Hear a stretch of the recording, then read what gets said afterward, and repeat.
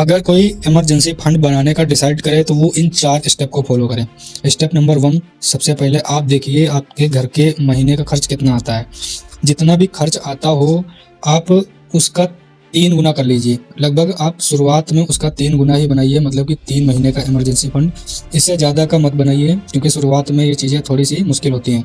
Step number 2, आप ज़्यादा पैसा आने का वेट मत करिए। आप महीने में अगर 500 रुपये भी एक्स्ट्रा बचा पा रहे हैं तो आप उसको इमरजेंसी फंड में डालिए। जैसे जैसे आपके पास पैसे बढ़ते जाएँ आप उसमें डालते जाएँ, और इससे कम नहीं करना है, कंसिस्टेंसी बना लेनी है कि हमको पर मंथ पैसा डालना है तो डालना है।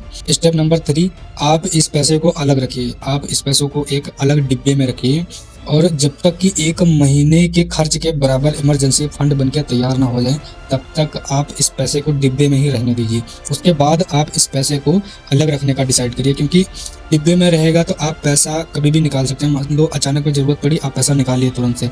अगर कहीं अकाउंट में पड़ा होगा तो उसमें भी टाइम लगेगा, तो आप पहले इसको डिब्बे में ही रहने दें। स्टेप नंबर 4, आप जब भी इधर उधर से एक्स्ट्रा पैसा बचाएं तो आप कोशिश करिए उसको इमरजेंसी फंड वाले डिब्बे में डालने की। जब भी सैलरी आए सबसे पहले आप इमरजेंसी फंड का पैसा निकालिए, उसके बाद में अदर काम करिए। इन सब स्टेप को फॉलो करिए, आपका इमरजेंसी फंड बनकर तैयार हो जाएगा, और जब भी आप मुसीबत में फंसेंगे तो यही पैसा आपको निकाल के लाएगा वहाँ से।